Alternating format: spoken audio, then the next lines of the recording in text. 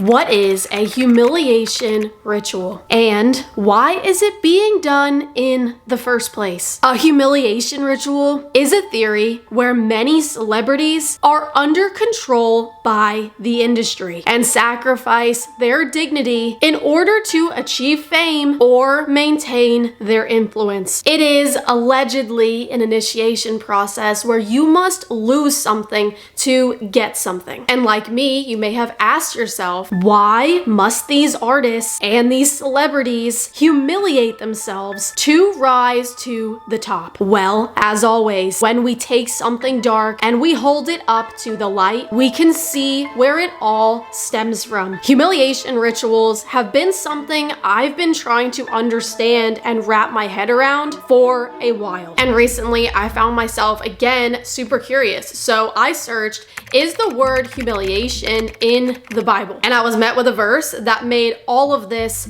make sense. Pride ends in humiliation, while humility brings honor. And this made everything click for me in a number of ways, because truly, those who are all about themselves, want to be worshipped by others, want to make a god out of themselves, will do anything and hurt anyone to get to the top. They may feel like they are rising, but truly they are falling. And pride, every time, ultimately ends in humiliation. And why is this? Because God resists the proud. Pride will naturally bring a man low. Similarly to the devil himself, the one who hoped to rise higher through his pride will ultimately fall in the end. One of the most well-known stars who was allegedly involved in a humiliation ritual is Doja Cat. So this is head to toe Balenciaga. Pancanesi. Okay. As the jewelry, and then I don't know. Brett would know. Okay. I have parts of 4 on my hands, and then this is Balenciaga. Oh my God! Amazing, amazing. And then for my grills, I had Alligator Jesus do fangs for me, but one fell out. Okay, stop playing with her. If you give anybody a styling tip, what would it be? Have fun. I'm boring. Okay. I don't know. There were just so many things that led people to start connecting the dots, but she is obviously not the only one that people have speculated have been involved in humiliation rituals. Once you start looking deeper, you see how often this goes on. One of the biggest forms of humiliation rituals, and kind of what they are at its core in Hollywood, is doing something really, really embarrassing in the public eye. And we see this take place right in front of our eyes in so many different movies and so many different situations when men put on dresses or men dress as women.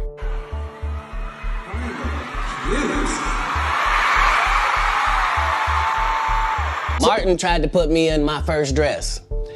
When he had to go on his hiatus, he tell me, Kat, when I come back, I need you. You my young partner, you my brother in comedy. When I come back, just promise me that my next movie, it'll be me and you. But this want me to get in a dress with him. I'm doing a movie with Martin. So I walk in the trailer. I'm like, man, this must be the wrong trailer because there's a dress in here. The writer comes in. I think he's the writer. He's like, Dave, listen, you got this hilarious scene where Martin's sneaking out of jail. So he disguises you as a prostitute. And he put this dress on. And, what? A prostitute? No, I'm not doing that. I don't feel comfortable with that. That should have been in the discussion. What? You don't feel comfortable with it. I mean, it's a hilarious bit. All the greats have done it. I'm not wearing no dress, man. I'm funnier than a dress. Just give me something funny to say. I don't need to wear no dress to be funny. Am I Milton Berle? You know, we're going like this. And then finally he's like, and he leaves. And then like the director comes, Dave, it really would be great if you wear the dress. What is wrong? What is this, Brokeback Mountain in here? So you don't care how people feel about the ritual. It's about, does following the ritual work? Yeah. And so you can fool yourself into thinking there isn't one, but the evidence will be clear. So like when I be like, oh, these guys are wearing dresses. Everybody's like, oh, he keeps talking about people wearing dresses. No, it's not. It's a weird thing. It's not like that. Look at it from a different way. Look at it. Show me one person that ever wore a dress in Hollywood unsuccessfully. all the comics that I've seen, man, strong brothers, why they be putting us in these dresses? But the minute it was clear, I was adamant, I'm not wearing a dress. I'm not wearing the dress. All right, fine. Think of something else. That comes back 10 minutes later. The whole new scene. Hot damn, how did you write the scene so fast? Dave Chappelle, another great comedian, said that, you know, in the industry, they tried to make him wear a dress. Have you ever ran into that with scripts? And is this something that, you know, you wouldn't do, you know, for... I definitely haven't ran into to put on the dress. I don't think anyone saw this one coming. I mean, you know, you have to have boundaries. You have to have limits that you refuse to cross. I'm a brand. You need to protect your brand at all times. When things happen that can possibly affect your brand, your brand can be diminished, and you don't want that to happen. So, you know, protecting my brand is definitely a priority. And if you've already been researching this stuff like I did, then you probably were already aware that a lot of people speculated that this is exactly what happened when it came to the Mike Tyson fight with Jake Paul. A lot of people speculated that Mike Tyson needed money and was paid to let Jake Paul win, and that this whole thing was a humiliation ritual in order for Mike Tyson to pay off his debts. I don't know, it's interesting, but it's also interesting how many stars we have seen and known flying high in the industry, and then all of a sudden we slowly watch them fall apart at the seams. It's so interesting that fame doesn't last, that pride doesn't last. And this also really had me thinking about how many influencers we have seen fall. Influencers that were incredibly popular, everyone loved them,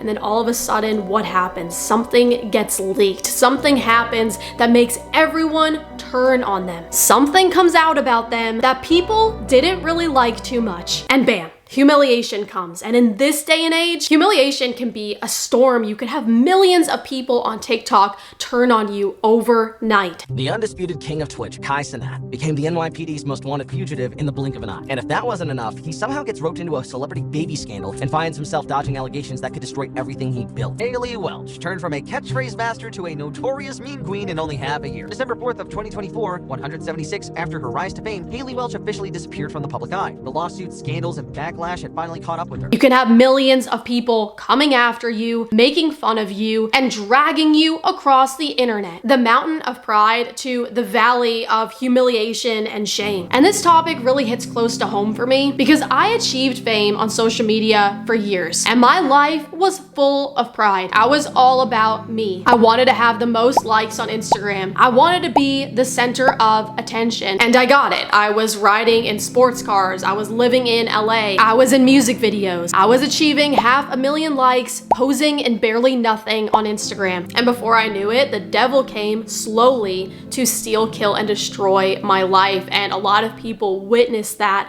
right on camera. I quite literally started to fall apart in front of everyone. And I hit rock bottom. Well, a lot of you know the ending to that story, but Jesus was there waiting for me. But like many of these music artists and these celebrities, I was walking in pride and I was playing the devil's game. So don't think that didn't have consequences. All the money that I made, all of the praise that I received playing the devil's game, the devil came back fourfold, and there was great humiliation sitting right at my door. People edited photos of me on a cross, made forums on Reddit dedicated to attacking me. My life was threatened numerous times. I was blackmailed numerous times. Don't think I wasn't scared, and don't think I wasn't desperately leaning on this verse from Isaiah. Do not fear, for you will not be put to shame, and do not feel humiliated or ashamed, for you will not be disgraced. And that's exactly what happened. Long story short, God did not let me be put to shame, and he put my life back together after it fell apart and turned it into something